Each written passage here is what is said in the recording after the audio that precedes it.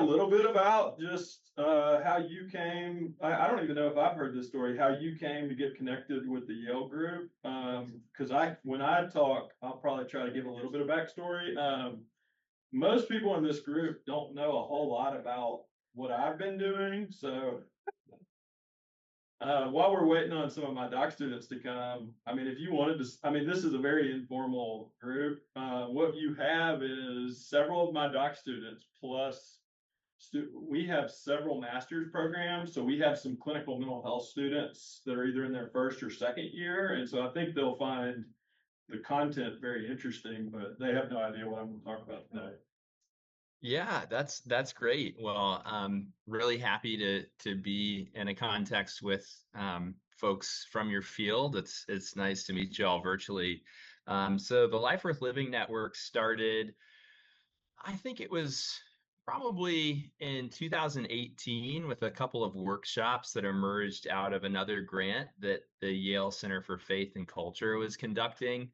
It was really kind of around this idea that we could probably do a better job of engaging students in the classroom. And one of the ways that we could do that is by, really promoting a sense of first person encounter with truth claims, testing them out for yourself, recognizing the distinctions between what various traditions suggest about the life worth living, what's worth wanting, the role that suffering plays in a good life.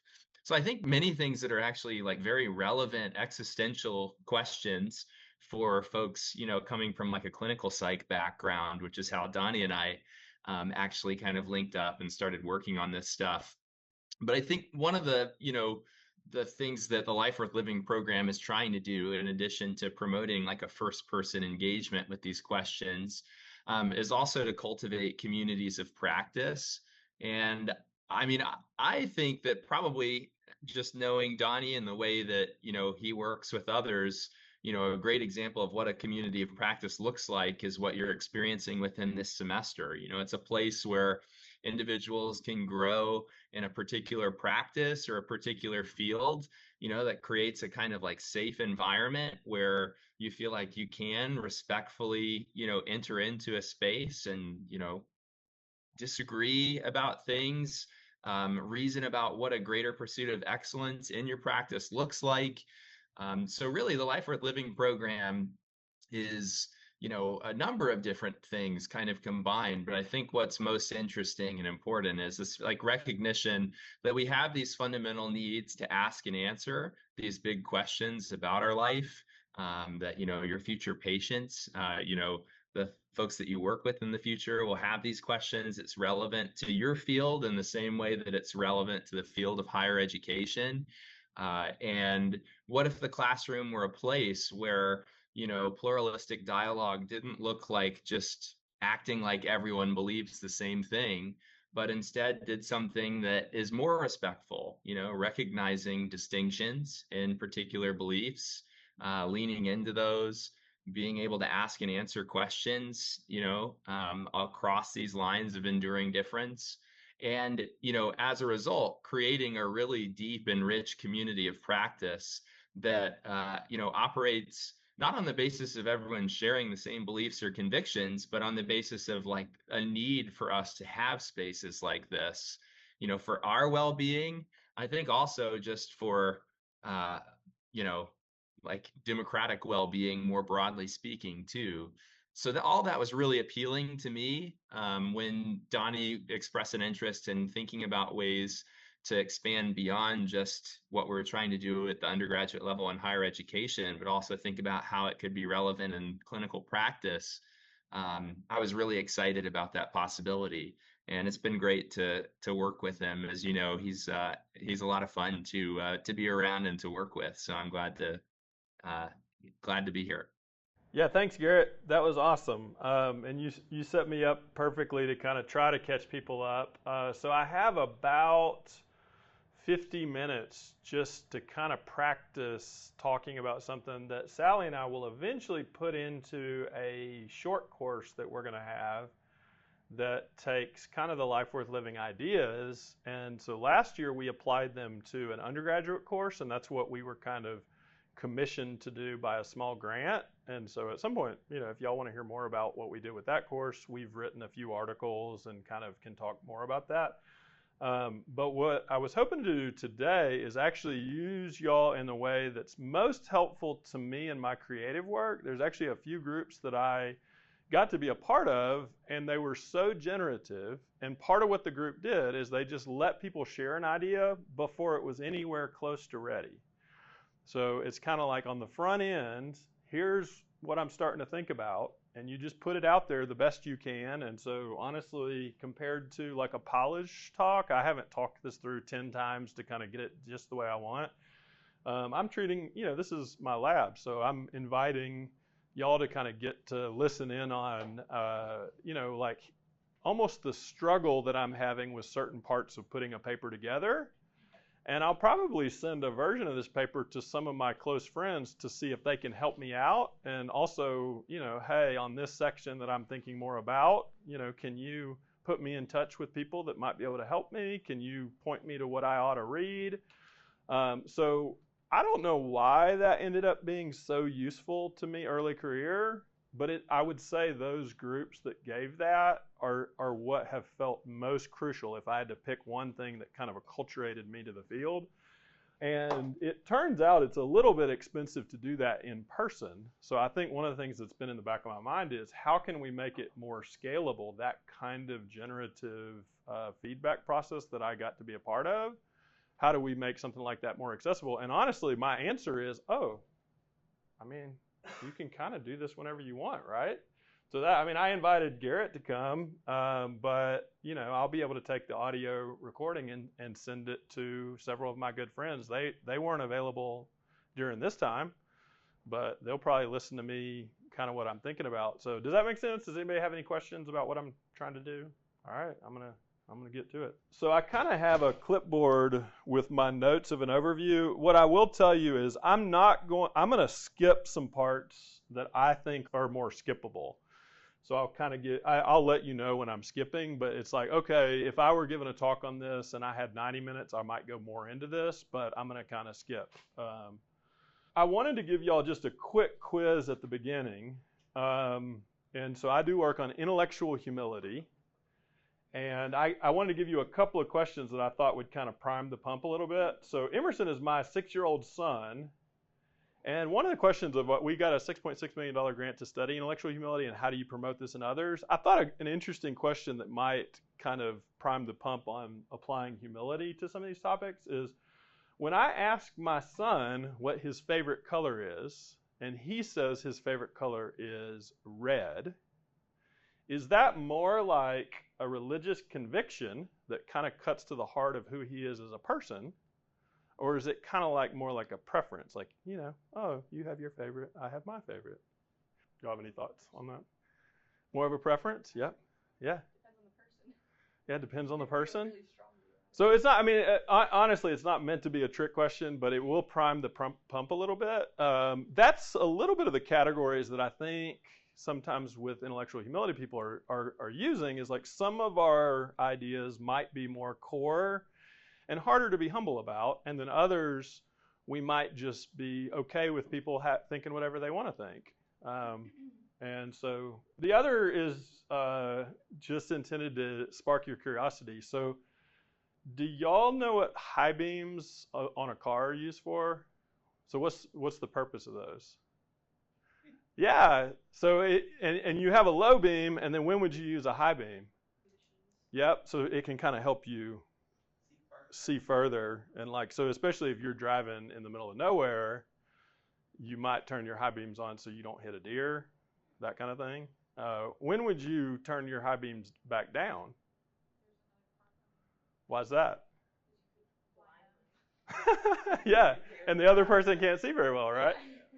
So anyway, yeah, so I'm priming that a little bit. Here's another thing. I think Freud might have used this somewhere in his writings. I ran across that somewhere. So this is a metaphor. So if you were partying and you dropped your watch somewhere, and so you have a drunk person, and you found them, this is a person and they're looking for their watch, but they say, well, I'm looking for my watch, I'm looking underneath this light. And you were to say, well, why are you looking underneath the light? Are you sure you left it there? And you're like, no, but this is the only place I can see.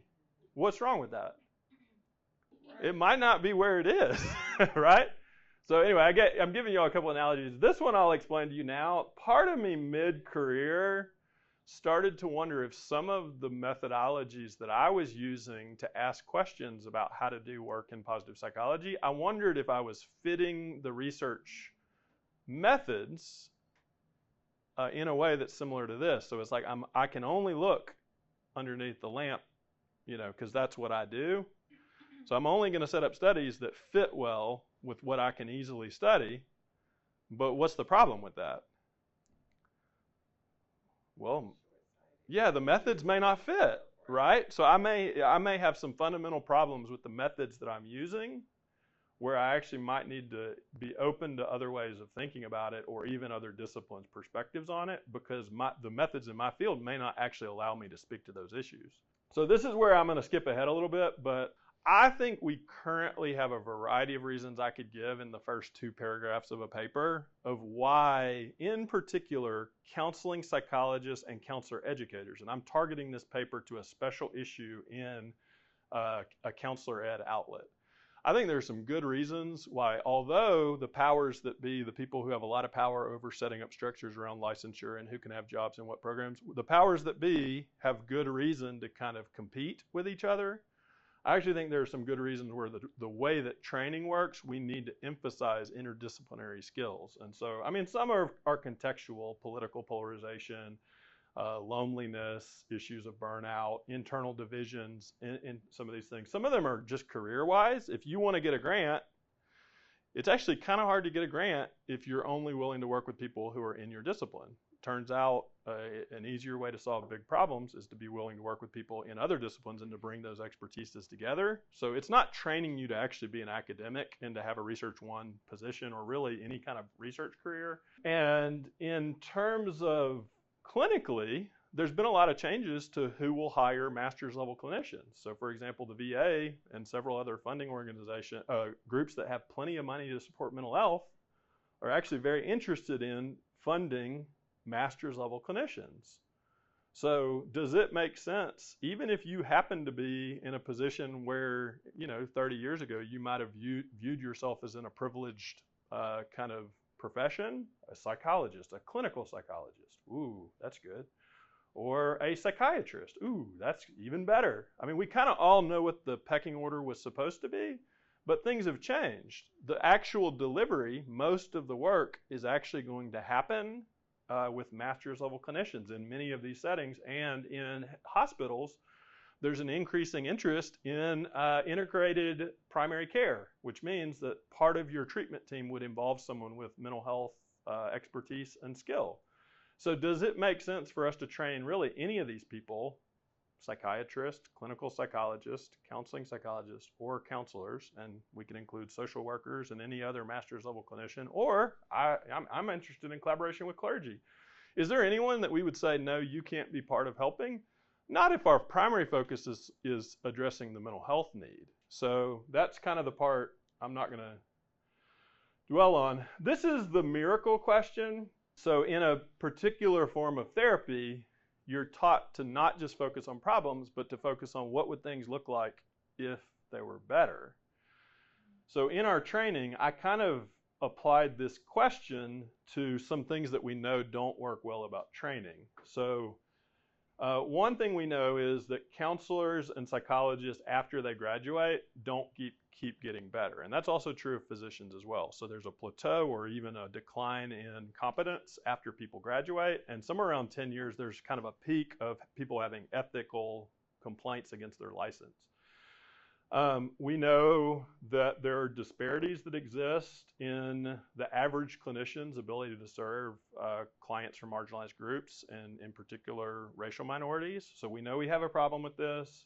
And the other thing that's tough is we know problems, there's a gap between our knowledge of a problem and us doing something about it. So, one example that I'm familiar with is in the area of spiritual competency training. We've known for probably 40 years that it would be good to give people more training in the area of spirituality and religion. Well, why? Because most people, when they graduate, say, I wish that I'd had more training because I feel underprepared. And people feel overwhelmed by that area. But just knowing that that would be good to do is different from having done anything about it. So what if we didn't have those problems? So this is an example where I kind of applied the lamp analogy. So instead of just setting up a research program based on what would be easy for me to research, I want to set up what do I know from my whole life that might help solve this problem, and then I'll try to bring the research methods up to my intuitions about what might be helpful. And so I kind of showed a picture of Coach Hightower. This was my high school football coach. That's just an illustration of this isn't the only training context I've ever been a part of. I trained as a high school football player. I trained as a high school soccer player. I played football at Yale. So I actually have a lot of training experiences that I can draw on, and I can ask a question, what would improve our training processes? If I were to basically just do the very best I could, and then later on I figure out, let's measure it and see if it works, then I actually have a lot more to draw from than just what people have tried. And so I kind of want to extend that. So, a couple of examples of Coach Hightower really setting a culture for us. He definitely set a culture when you go to lift weights, you should be on time. So even Carlene knows what Coach Hightower would say because it's so ingrained in me. So basically what he used to say is it's better to be 3 hours early than 1 minute late. Man, that is seared into my soul. I don't apply that to every situation, but if it applies, I know it and I hear him in the back of my head. The other thing Coach Hightower used to say is the big eye in the sky don't lie. Does anybody know what that means? He's a football coach. What would it mean if he were to say that to me? Let's say it's, as we're walking out on the field. It's film study. So basically what he's saying is we don't have to be subjective about this. We can watch what happened, and when we watch what happened, we can talk about it then. So if I'm kind of, if he tells me something and I say, well, that's not what happened. This is so-and-so. He might say, well, the big eye in the sky don't lie. And what that means is on Sunday when we watch film, he's going to be able to watch the same thing with me and see what happened. So I'm just giving you a couple examples. I have more that I could bring to the training process than just what happens to be easy to study. So the setup of the paper is, what if I basically viewed it as if I could have 3 wishes, almost like a genie? What would I wish for? And it can't be just wishing for the outcome. You have to make a process wish. So what would we change about the processes of training that would lead to the outcomes that we're hoping for? The outcomes being, addressing these kind of training problems that we know exist, and honestly, we probably should do something about them. So I'm going to skip ahead a little bit on this part. So Sally and I and some other people wrote a paper laying out a deliberate practice model of training. So I'm going to skip over that more quickly. I want to give a little bit of background. So who's heard of kind of the multicultural orientation framework? I don't think everybody has. So it's basically an idea of, you've probably heard of multicultural competence. Okay, it's kind of like that, except multicultural competence is how do I measure up to the standards of the profession? And it's almost like from the viewpoint of someone evaluating you. So do you meet the standard? And I give you an A or a B or a C, The multicultural orientation framework is more from what's it like to be a counselor and to orient to cultural differences happening within a session. Well, that's a little bit of a different viewpoint. You actually don't want to sit around and be like, well, how am I doing? Am I doing good enough? That can be distracting to connecting with somebody. There's a number of criticisms of this model, and I just want you to know, this is another multiple choice. So does anybody know which is the right answer? What's the best way to respond if other people criticize your conceptual foundations? Okay, so we don't. Okay, so I shouldn't. Okay, thank you. Good. What about B? Is B okay? Okay. So, yeah. So, basically, try to take the version of the arguments the best that you can think of, and then also have a viewpoint of, this is probably going to help me if I rethink what I'm doing. So I'm going to give you a little bit of shorthand here, but that is, intellectual humility. I think that's what we want to be moving towards. It's easy to get ego caught up And, I mean, if your only thing that you're trying to do is like a Twitter war with somebody, then you might do the first one. If your only goal is to kind of win a battle in terms of citation wars with other clinicians in the field and you're just focused on publication stuff, then you might do B. We're trying to talk about training and how to make it better. So I think C is better in this particular context. I wanted to just appeal to different norms that might apply. So in improv, does anybody know a rule that you go by with improv? What's one of the rules that if you're going to kind of play well with others, someone says something. Yeah, you kind of go with it. You kind of try to roll with whatever they did. So I forget, I mean, we could look it up, but there's kind of a sense of, you're trying to cooperate with each other. And so I think there's kind of similar rules that could apply to like playing music with others, especially with something like jazz. So part of me wanted to appeal to, there are norms that we probably need to think through of what it means to do collaborative work together. And I actually don't know that the norms that exist within kind of elite publishing fit well with how to make good use of knowledge to have implications for training.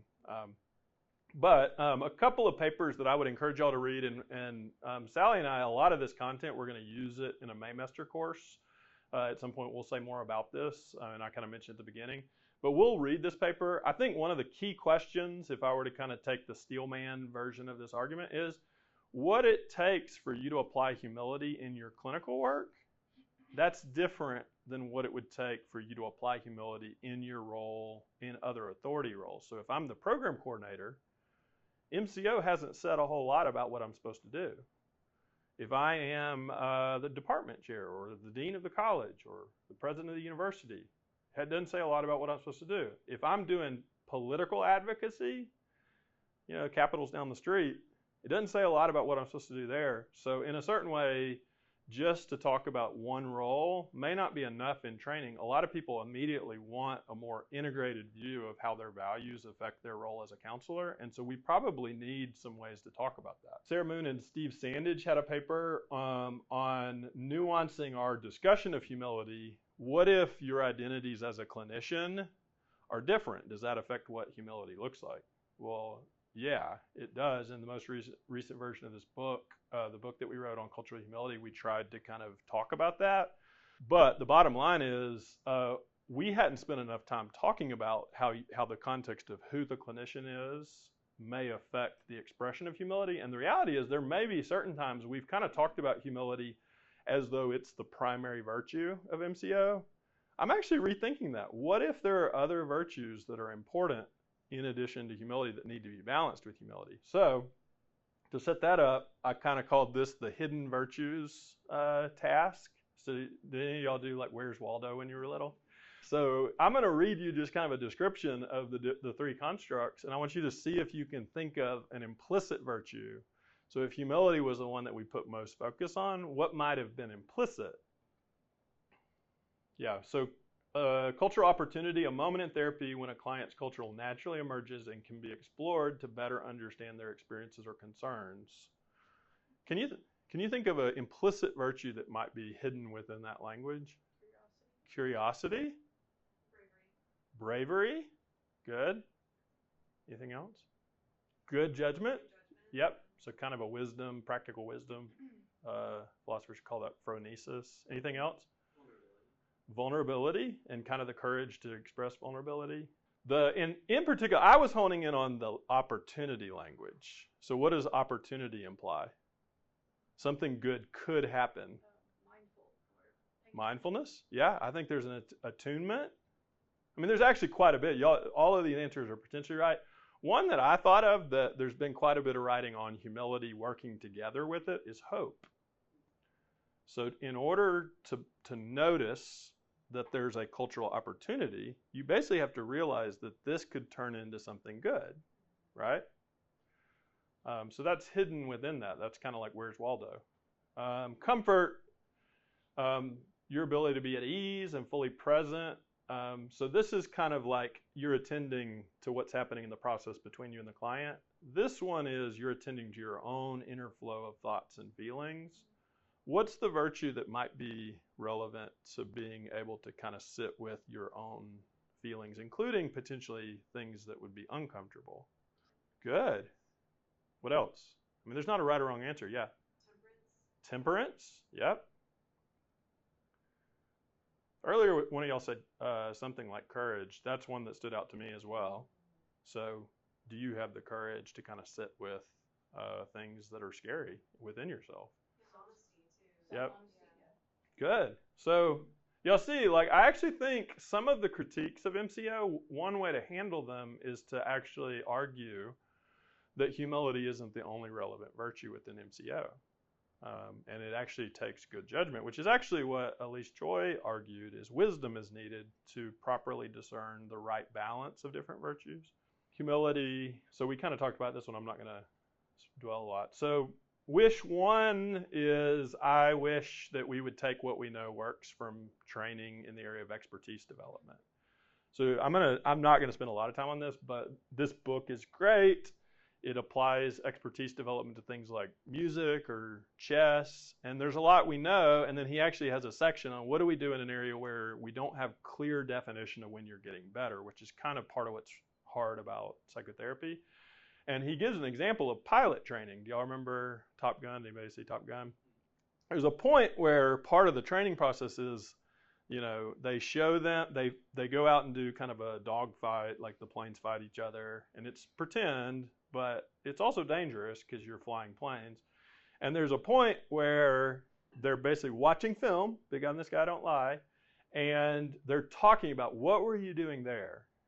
Well, according to this book, that's the key part of expertise development, that we have chances to talk with other people who can give us feedback on the mindset of what were you doing when this happened. Right now, I don't know that we're applying this as well as we could. So Jesse has a talk that I can share with y'all where he's basically referencing data. How much of your film from training as a clinician gets observed by another human? What's y'all's guess of what the estimates are? It's bad. It's like 1%. So most of your work is what you decide to talk about with other people. So what we're training people to do is to talking about therapy. That's not going to help you get better. We know that. We just know that from general training principles. So if y'all wanted to read this paper, I basically walk through some of the implications of what it would mean to integrate what we know about expertise development in the area of training, you know, kind of MCO. So one, I just start with the critiques, use those for conceptual leverage. The Moon and Sandage critique is, you're training individually, but it's actually an ecology that affects your training. So it's not, cultural competence is not something you have alone. It's actually reflective of the whole system that you're a part of, what knowledge and what feedback you get. And so we need a more systems approach. Apply principles of deliberate practice, stay grounded in client feedback. That's the thing about, like, the feedback you need is not that your peers like what you're doing. I mean, that's helpful to hear, and there's a role for that, but you actually need some level of commitment to, how are my clients experiencing me? If you're not seeking that out, you may actually not have a good feedback loop. Embrace challenging situations. We grow. I mean, you know, we know this from like working out. Like, if you don't do something that pushes you to the limit of what you know how to do, you're going to plateau. That happens in your work clinically as well.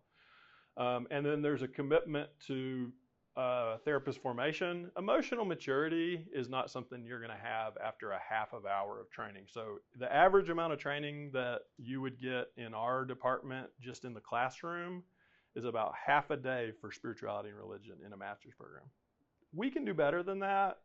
And really, there's not an area. So, you know, you might get a full day for talking about different theories of race.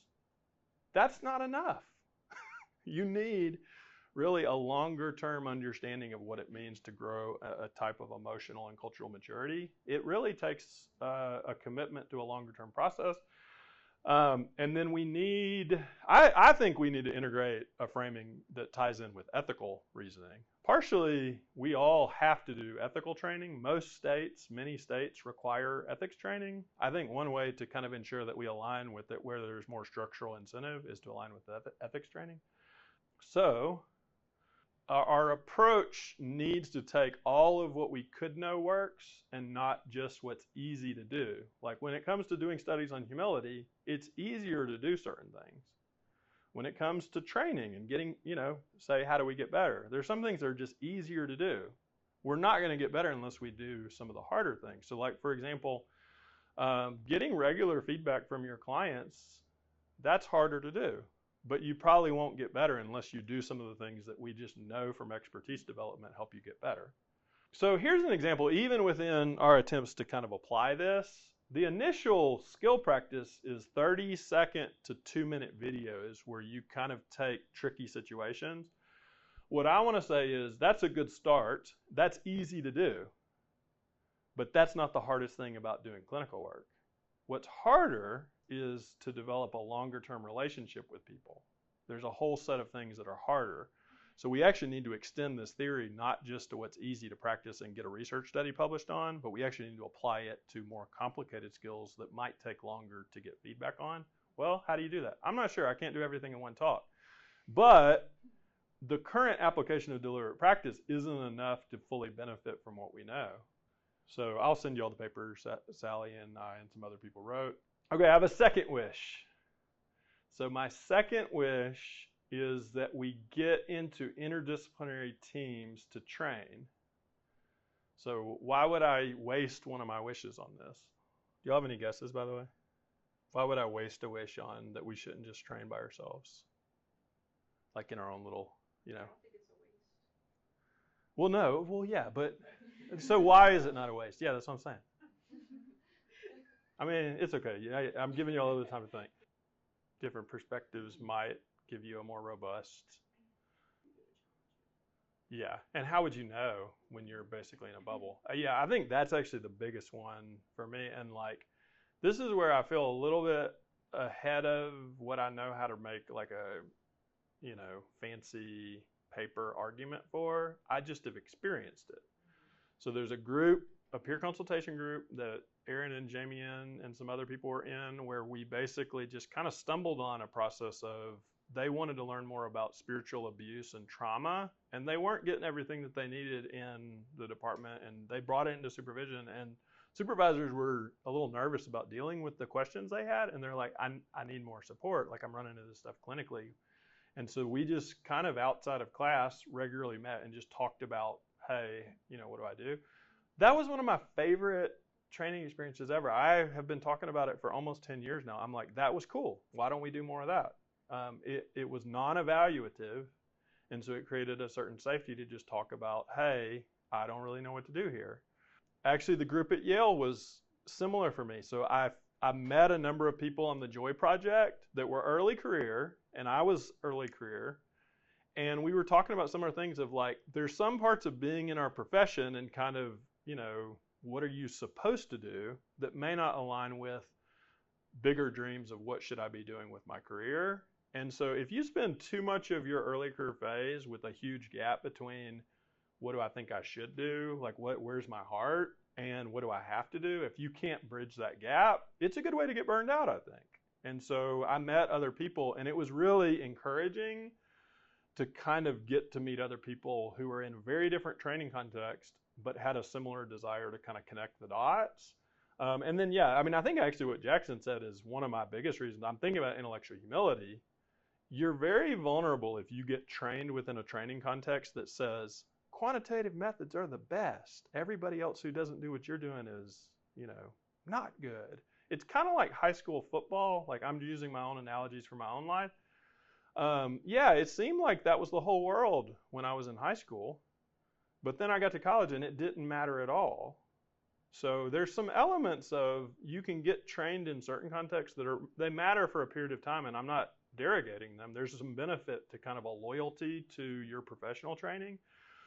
But what I've noticed is people who end up having a bigger impact, at some point they outgrow wanting to just view the world from the kind of professional subculture that they grew up in, and they have a desire to kind of connect in a broader way. And I think part of what's behind that desire is it's really hard to know what you're missing unless you have other people who are talented and who are asking similar questions, and they can share. It almost helps you triangulate. So like when a child I used to kind of play around with my kids with this when I read about it. If they want to figure out whether a situation's safe, what do? They start to triangulate their parents' reactions.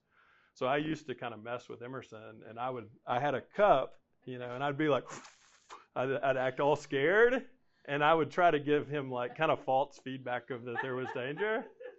I mean, it's playful, and I wouldn't leave it going for long, but I just thought this was kind of interesting that we triangulate that well. Well, it turns out like you kind of keep doing that throughout your life. That's why I would waste a wish on this. So I kind of mentioned our peer consultation group. There was a step where we would take our guesses about what was going on, but then there was a step where we would actually talk to people who had knowledge of the system the client was a part of. So if they were, of a particular religious group, we would try to connect with the religious clergy. We would try to connect with someone who had professional training in our area and had exposure to that tradition. So there were a few cases where, like, for example, if someone was in a spiritual but not religious group, it was harder to kind of know the best way to orient to get that kind of feedback. But even then, we actually could get really helpful kind of triangulation of a different perspective. I actually think there's something to that. I think we were kind of stumbling on that, and I don't know that we thought of that as a humility step, but I think checking your assumptions and having a way to do that structurally is really important. So I kind of mentioned some of this is where I'm giving y'all tidbits of information that I'm trying to figure out how to integrate into a more rigorous conceptual argument. But I'll say this book by Miroslav, and this is the group at Yale that I was kind of talking to, he had a line of logic that I literally put onto the website for what I hope our creative culture is. And I adapted it. He was actually looking at kind of an interfaith norms of kind of being, if you're going to share ideas of your own faith, being open to hearing another person's perspective too. So this can't be one way. Well, I actually think we ought to just generalize that to the process of listening to anybody's ideas about, certainly things like humility and justice and joy and courage. So that's kind of where that came from. I'm looking for like a good way to kind of build this into the argument, but I think I was learning something from Miroslav that I wanted to integrate, and I didn't see a way to do it within just the logic of psychology training. Like, where does that come from that we would have a commitment to do that? Okay, this is my third wish. How am I doing on time? I'm actually doing okay. So there's one of these in particular that I'm going to spend a little more time on because it's what I'm thinking the most about, and it's actually where I wouldn't mind some of Garrett's help too. So y'all just bear with me in this section. Are y'all doing okay?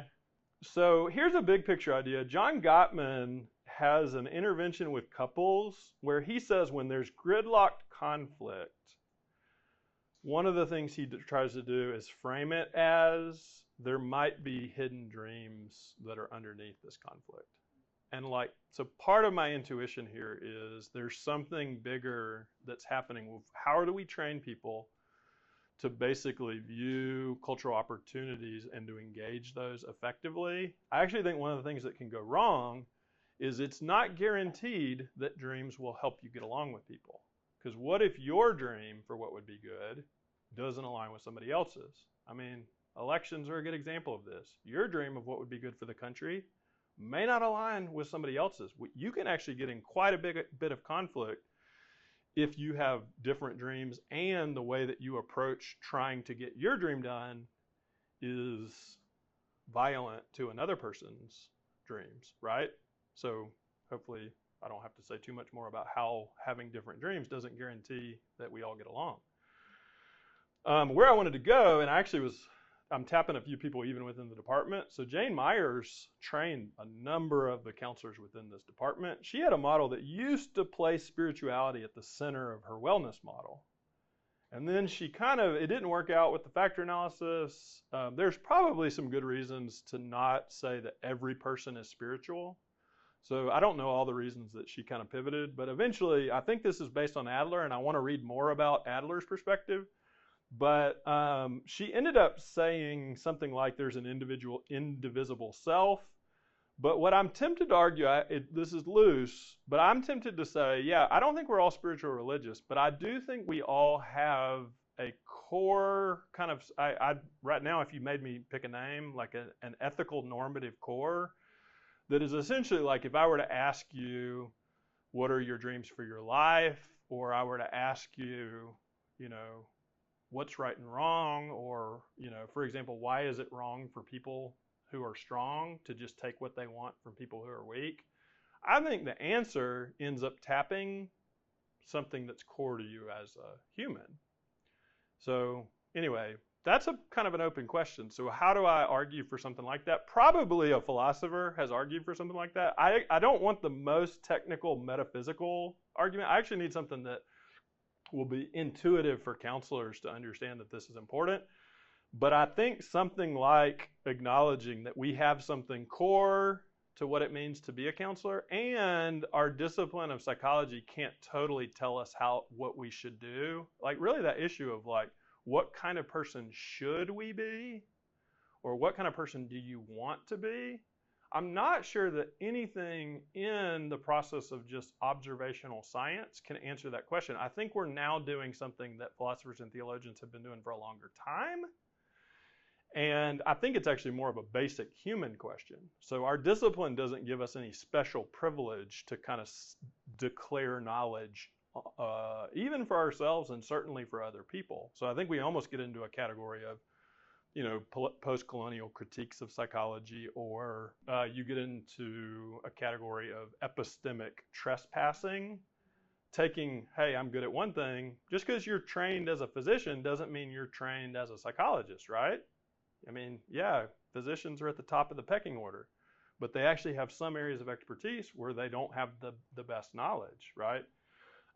So here's where I'm giving y'all some fragments. I kind of pulled part of the quote from Lincoln's first inaugural address. Everybody likes the quote about the better angels of our nature. Man, y'all go back and read this. So first of all, he's negotiating slavery, and at that point, he's not advocating aggressively against it. He's actually in a compromise position.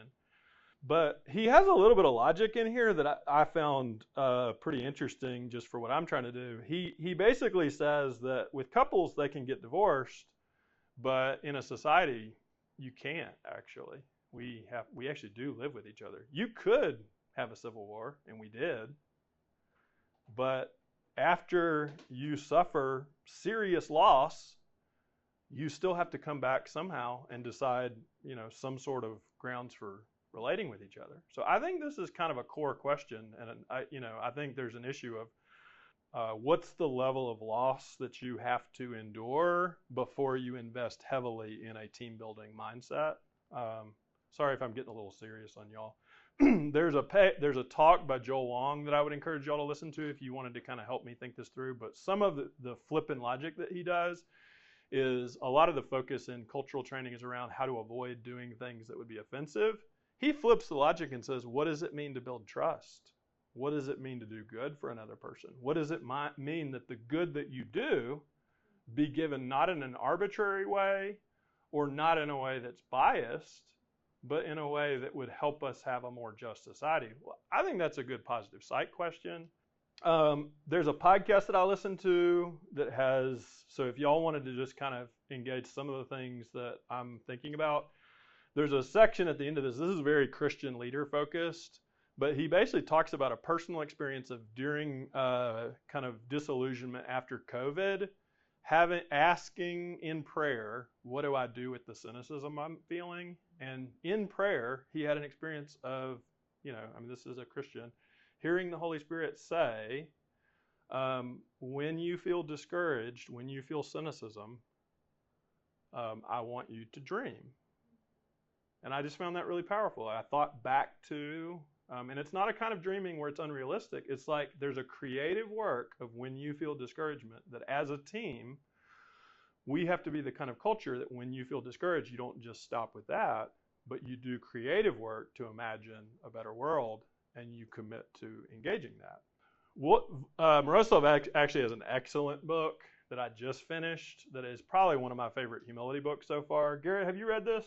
Man, you got to read it and then we can talk. Yeah, man, it's good. And yeah, I'm going to read my McIntyre list. So here's the general gist of where I'm headed. How do you have a positive psych version of cultural opportunities that's not just focused on the negative? I actually think life worth living questions are pretty dang good. The book that Miroslav wrote, I think this is part of how to access that ethical core that I kind of was trying to allude to. What's the difference between teaching undergraduates at Yale to kind of engage different traditions of either religion or kind of philosophical traditions with a hospitality and learning to train counselors? What's fundamentally different about that? You don't have to answer this. My answer is I don't think it's actually that different. I think what Miroslav and his team was trying to train is actually very similar to what we're trying to train counselors, except the stakes maybe get a little higher with us because society is entrusting us with people who are in a vulnerable state, and they're coming to us for help. And right now, tenured theologians are not entrusted by the state to deal with suicidal clients. Now, some clergy are, and some tenured theologians are entrusted with similar skills or similar responsibility. But I think the stakes are just higher, but I don't think it's actually fundamentally different, the kinds of openness. And so David Brooks actually has a book, something like on listening to people. I think he's going through a similar kind of thought process, actually. What is it that it means to take advantage of how almost sacred it is for another person to let you into their life the way that a counselor does? Thanks, and thanks for the correction on the title. Free on Spotify as well. Oh, wow, okay. Yeah, did y'all hear that? Yeah. How to Know a Person. Yep. So part of what I think is important in this area is this. I'm going to draw on some group counseling ideas. And one of the ideas is there are things that we can't know about ourselves, but other people know. I think that's part of why this kind of interdisciplinary group is needed. There's also things that are known to nobody. That's like God or whatever you believe knows things that are known to nobody. So is it possible that we could all be wrong about right and wrong? I think it is. I don't think just because we all agree on something means that we got to the core of right and wrong. I think it's possible for whole societies to be wrong. So, I mean, this is me drawing from Christian tradition, and Pastor Jimmy had a picture. But there's kind of an idea of sometimes when you can see somebody and see a problem in somebody else, and there's actually psychodynamic theory that aligns with this.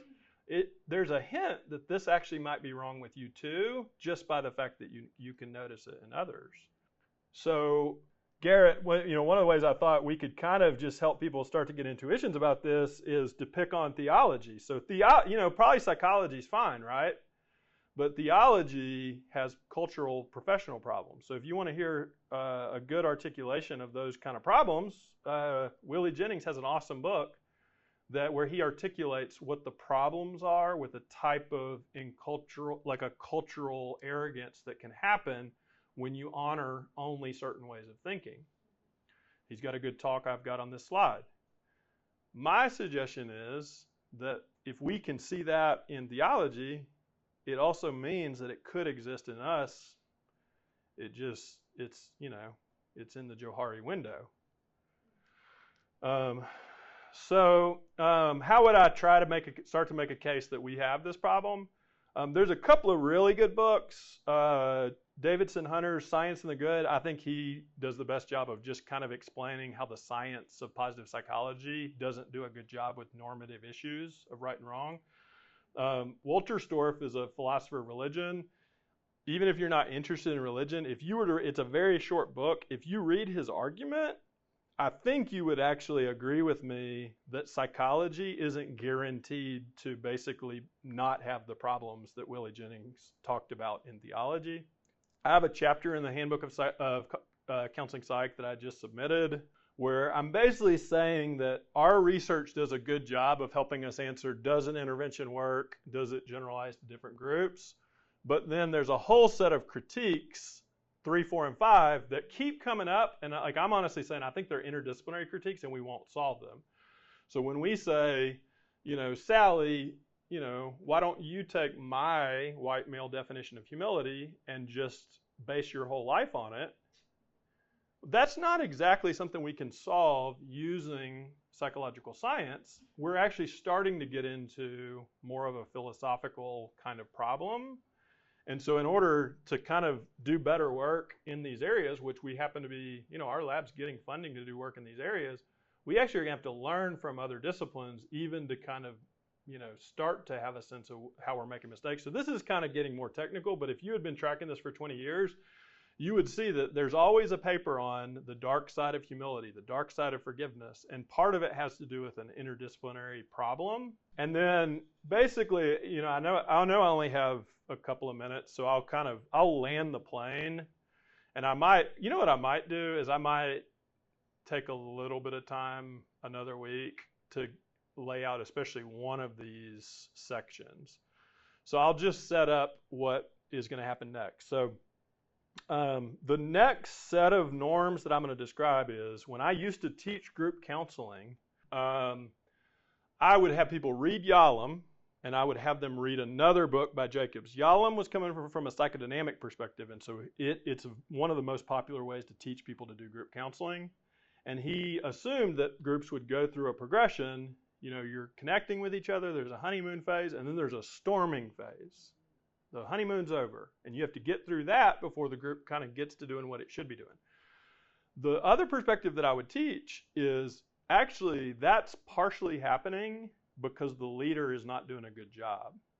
So if you give a group clear guidance and a clear goal, and you step into your role as a leader, and especially in short-term groups, you don't want to waste time with people getting in conflict with each other, then you can preempt that storming phase to some extent. So I would kind of teach that. And so part of what I do in the rest of this paper is I lay out a set of suggested norms if we're trying to promote interdisciplinary teams. So I'll kind of stop before I get into that, and I'll kind of come back to it.